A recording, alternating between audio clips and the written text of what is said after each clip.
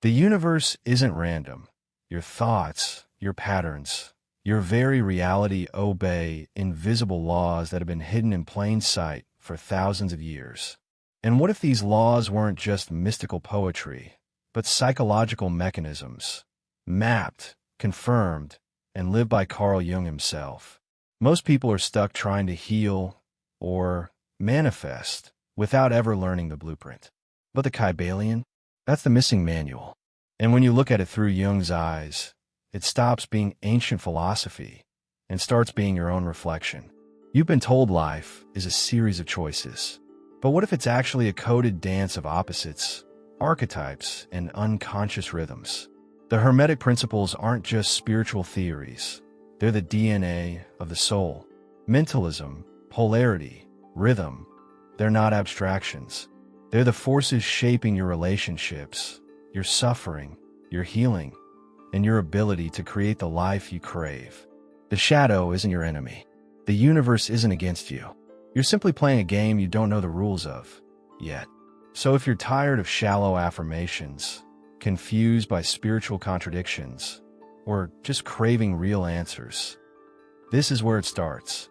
In this journey, you'll uncover how universal laws and depth psychology collide, and how understanding both gives you a power no guru, no course, no quick-fix technique ever could. Real transformation isn't out there. It's within, and it begins the moment you remember who you really are. The 7 Hermetic Principles, the foundation of universal wisdom. Most people spend their entire lives chasing answers outside, forgetting that some truths are ancient, hidden in plain sight. The Hermetic Principles aren't just abstract ideas. They're spiritual laws embedded in the fabric of existence. From ancient Egypt to the esoteric schools of Greece, these teachings shape the roots of practical philosophy, much like Carl Jung's work shaped modern psychology. They speak directly to the unconscious mind, unlocking the symbols that drive human behavior. The art of living well, the art of being, begins when you stop fighting the universe and start learning how it flows. These 7 laws, they're not just mystical, they're incredibly practical. Let's start with what this really means for your inner life. Imagine you could understand the mechanics behind why things happen, not just react to them. That's what Hermetic wisdom offers. Through mentalism, you realize that reality begins in the mind. Every thought has a frequency, every belief a consequence. Jung would say the shadow holds your rejected truths. Hermeticism says those truths shape your destiny if left unacknowledged. The same universal laws that move the planets also shape your daily energy shifts, your moods, your relationships, and your self-worth. It's all connected. Nothing is random. Everything is law. Now here's the kicker. Once you see it, you can't unsee it. The principle of correspondence, as above, so below, suddenly makes sense when you look at your life as a mirror. Your chaotic room might just reflect your mental clutter. That toxic friendship, it could echo your own unhealed self-doubt. The principle of vibration teaches that nothing rests, and everything responds to energy. Try it. Shift your morning routine with calm intention, and watch how differently people treat you that day. That's not magic, it's alignment. You're not a victim of fate. You're a co-creator of your experience. Real mastery starts when you take responsibility, not as punishment, but as power. When you align your daily habits with these laws, everything begins to change, subtly at first, then dramatically. That's when discernment kicks in. You stop wasting time with things that drain your energy. You realize that trusting the process isn't passive, it's the ultimate discipline. Like Jung's individuation, Hermeticism demands integration of shadow and light, masculine and feminine, reason and intuition. Your values sharpen. Your sense of purpose deepens. Your choices begin to match your spiritual alignment. And here's what most people miss. These laws don't just operate around you. They operate through you. They are embedded in your conscience, in your perception, in every inner dialogue you have before making a decision. As you start to live by them, life feels less like chaos and more like choreography. But that's just the beginning. Because once you grasp that the universe is mental, it leads to a much deeper question. If thought shapes reality, then what kind of world are you unconsciously manifesting? Mentalism and the power of thought in shaping reality. You ever stop to think how wild it is that your thoughts can literally change your life? Mentalism isn't just some fluffy spiritual concept. It's the first Hermetic principle for a reason. It says the universe itself is a mental creation. That means your mind isn't just reacting to the world. It's participating in building it. Carl Jung would call this the symbolic nature of the psyche. The unconscious mind doesn't speak in words. It speaks in images, patterns, and energy. So when you're stuck in fear, anxiety, or guilt, you're not just feeling those things. You're projecting them into the structure of reality. It's no coincidence that every spiritual tradition teaches some version of, as you think, so shall you become. But most people don't realize that every single thought is a tiny act of creation. A thought held long enough becomes a belief. A belief shapes perception. And perception, that's how we experience the world. You know when you're convinced something will go wrong and, bam, it does? That's not bad luck. That's untrained mental energy. It's why practical tools like visualization, affirmations, and conscious journaling aren't cheesy. They're neurological alchemy. It's the art of tuning your frequency to match what you desire. Try this. Every morning, write down a sentence that reflects the energy you want to embody. Something like, I move through life with clarity and purpose. Don't just write it. Say out loud. Why? Because the spoken word carries vibrational power. Jung understood this too. Language awakens archetypes. When you give form to an idea through speech, you summon its energy into the world. That's manifestation in real time. This isn't about wishful thinking. It's about alignment, about putting your inner world in harmony with what you want to see externally. Now, none of this means you can just think happy thoughts and your life turns into a fairy tale. Nah, life will still hit you. But here's the difference. When you understand mentalism, you stop taking everything so personally. You stop reacting to chaos and start creating structure. Your mind becomes your sanctuary, not your enemy. With patience and consistency, this shifts your energy field. Your intuition sharpens. Your decisions become cleaner. And you begin to see results not because you're lucky, but because you're deliberate. And this is where it gets deep. If your thoughts shape your world, then what's shaping your thoughts? Are they even yours? Or are they inherited from parents, society, fear, or survival? This is where the real work begins, because to master your mind, you first have to observe it. And as we go further, we'll see how the principles of correspondence, vibration, and polarity expose the structure underneath your inner narrative, and show you how to rewrite it from the roots. Correspondence, vibration, and polarity, the structure of existence. The universe is a multi-layered reality, and most people are only aware of one tiny slice of it. The principle of correspondence teaches us that every level of existence mirrors another. As above, so below. As within, so without. Carl Jung echoed this with his concept of synchronicity. Meaningful coincidences that reveal hidden connections between our inner life and outer events. When you start seeing how your emotional state aligns with what shows up in your day, it's no longer just bad luck, it's feedback. Your unconscious mind is always communicating, and the universe is always listening. But are you paying attention? Everything vibrates. That's the next key. The Hermetic principle of vibration tells us that there is no such thing as stillness. Even in silence, your energy is saying something. Your thoughts, your emotions, your presence, all vibrate at a certain frequency. Ever walked into a room and felt the tension before anyone said a word? That's vibration.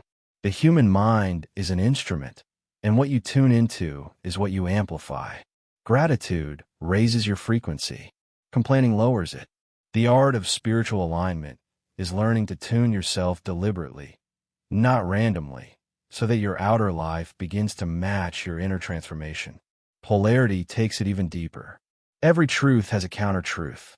Every joy holds the seed of sorrow, and every challenge hides a gift. When you stop resisting life's dualities and start integrating them, you begin to grow. Jung spoke of holding the tension of opposites as a path to individuation. That means not running from discomfort, but learning from it. You're not here to pick sides between light and dark. You're here to understand both. Polarity isn't about conflict. It's about synthesis. And real healing begins when you stop asking, "Why is this happening to me?" and start asking, "What is this showing me about myself?" So, what does this look like in practice? Let's say you've been feeling stuck in your career. Maybe you think it's the job, or your boss, or bad timing. But zoom out. What are you projecting internally? Are you vibrating in lack or in purpose? Are you seeing the polarity of your current state as a bridge or a block? Shift your perception and the reality around you shifts too. This is practical philosophy. When you consciously raise your vibrational frequency through breath work, movement, art, even silence, you change how life responds. It's not magic. It's resonance. This isn't just about getting what you want. It's about learning who you really are by observing what you attract. The structure of reality is not cold and random. It's intelligent, responsive, and alive. Once you start applying the principles of correspondence, vibration, and polarity, everything becomes a mirror. And soon, the question won't be, "Why is this happening?" but "What frequency was I on when I called this in?" And that brings us straight into rhythm, karma, and the deeper mechanics of how life unfolds. Rhythm, cause and effect, the cycles and laws governing life. Life is not a straight line. It moves in waves. Everything breathes, pulses, swings. That's the principle of rhythm. And once you see it, you can't unsee it. Emotions rise and fall. Energy comes and goes. Opportunities bloom and fade. The mistake most people make is resisting these cycles, trying to force consistency in a universe built on flow. Carl Jung knew this too. He observed how psychological states follow archetypal patterns, echoing the seasons of the soul. When you're down, it's not the end. It's the inhale before the next surge of power. Trust the rhythm. Learn to ride the wave, not fight the tide. You know those times when everything just clicks? That's not luck. It's alignment. And when things fall apart, that's not punishment. It's feedback.